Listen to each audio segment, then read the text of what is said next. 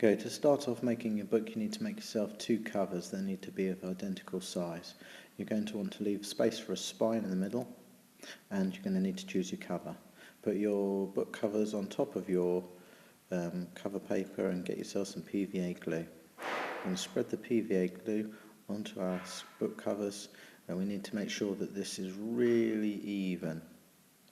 And not very thick. You want to get a kind of shiny surface where you can't really see any of the white of the glue itself anymore. So even, thin glue surface that's kind of tacky to the touch.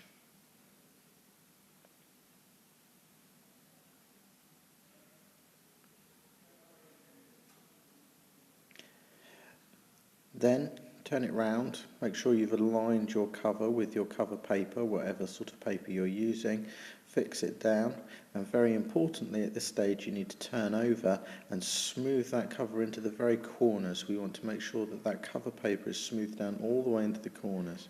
If you forget this stage you're going to get air bubbles. Then we can glue the other cover.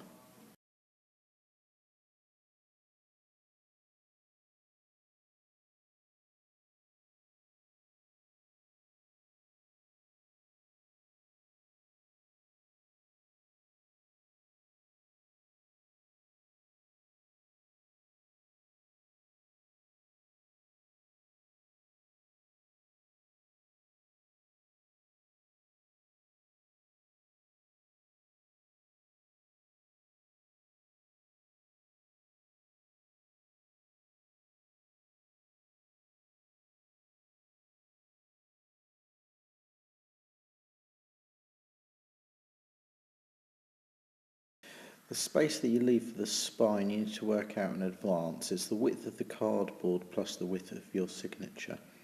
In this case I've just left myself a little bit of space for a thin signature.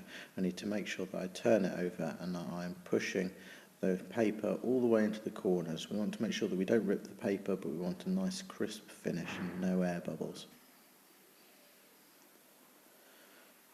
Okay, at this stage you're going to need a cutting mat, ruler, safety ruler that is, and a sharp scalpel. You want to trim off the excess paper around all four corners. If there isn't enough paper, don't cut it, don't overcut it, because you're going to want to pull that paper around in a minute. Then we're going to want to cut off the corners. We need to leave the width of the cardboard away from the edge. If we cut it too tight, there's going to be a gap when we fold them around. The intention here is that if we leave that width of the cardboard, when we fold over both sides, we should meet together in a perfect mitre joint. We shouldn't have any overlap, and we shouldn't have any where they don't quite meet at all. Okay, so the width of the cardboard away from the edge. Do all four corners. Do all four corners.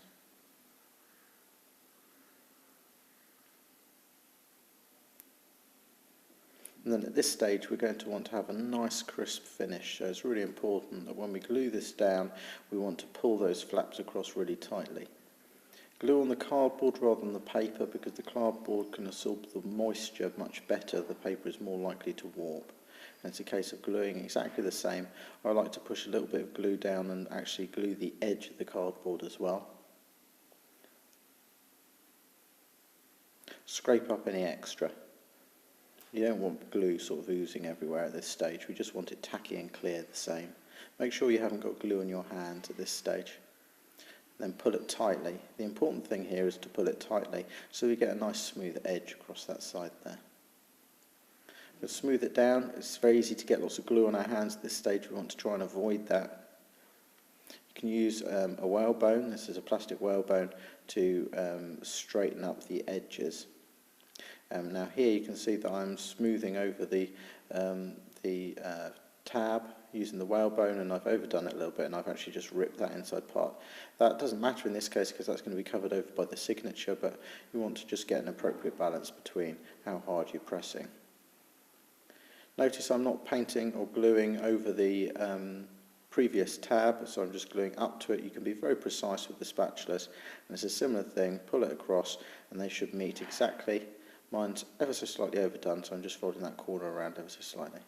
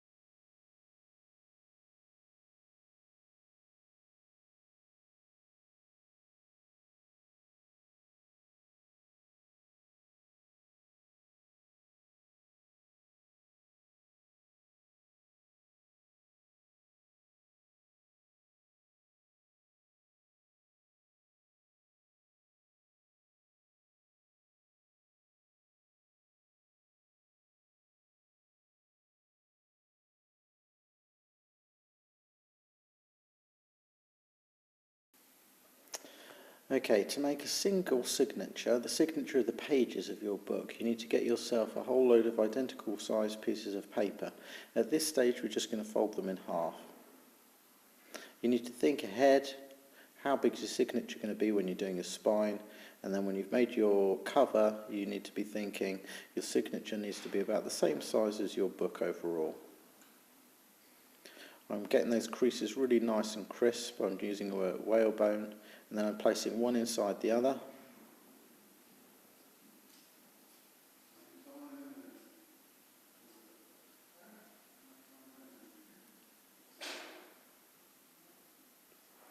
And there is my signature pages, which you can see exceed or match the size of my cover.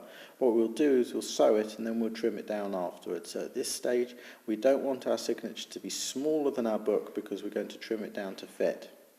Now additionally, if we want a nice or picture part rather than having a plain page for our inside cover, what we need to do is we need to make sure that the image, if we're using one, appears on the inside of the signature like this. That blank page there is now going to be glued onto the back, so our signature glues into position.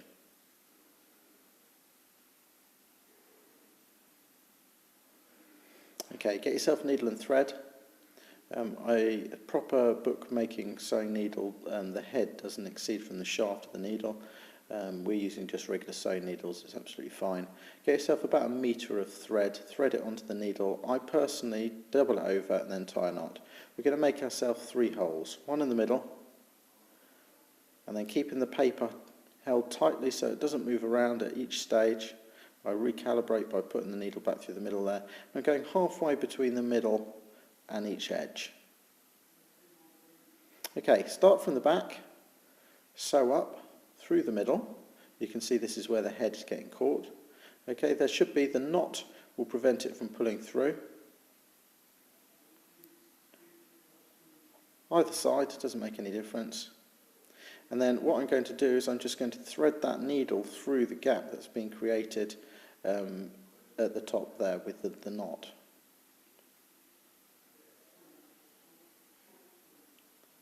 This just stops the knot pulling through that centre hole.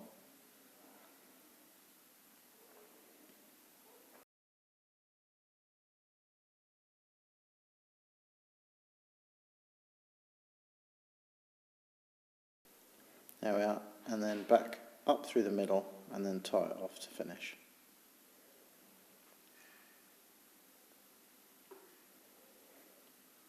This is me tying it off.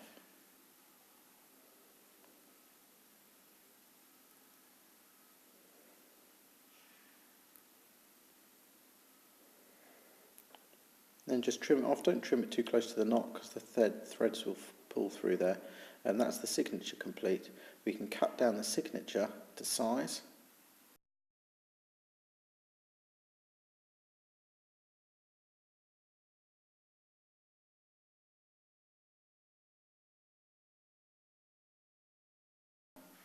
Measure it up, work out where you need to cut. It's now not going to move around because it's all been sewn. If you cut it first, then when you sew it, it all moves about and your pages come out of alignment. So this way it keeps it nice and neat. Make sure your scalpel's really, really sharp, and don't try and do it all in one cut. You can do it in multiple cuts. If you find it easier, angle your body so you're pulling towards yourself like this. You want to keep those strokes quite smooth with the scalpel. Go for a ruler with the rubber guides underneath it, stop the ruler moving around.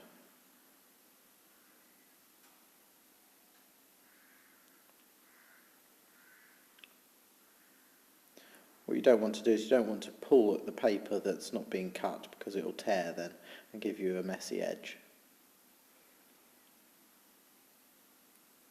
It's impossible to cut very small bits of paper with a blunt knife, so at this stage making sure that your knife is sharp is absolutely critical.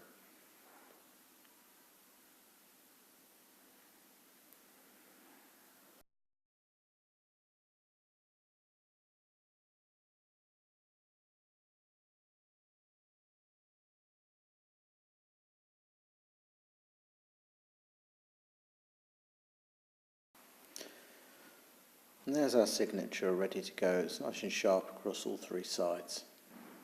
We line it up with the edge of the spine here, and we're ready to start gluing.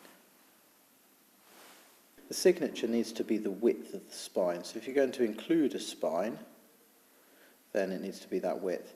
Now here I'm just going to strengthen, because I've only got a bit of paper that's protecting that fold for the signature, the fold of the book. I'm just going to add in a bit of cloth to try and strengthen it. It's a loose weave cloth, it's like a sort of muslin. We want to try and make sure that it's flat and smooth, because obviously the signature is going to go on top of it.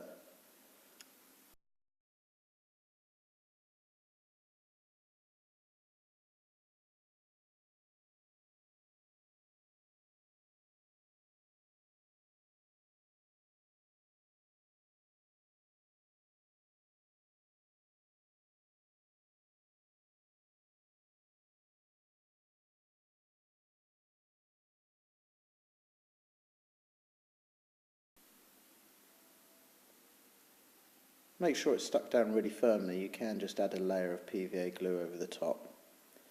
What I'm doing now is I'm gluing down the first cover to add my signature on. My iPad's about to run out of battery. 3, 2, 1.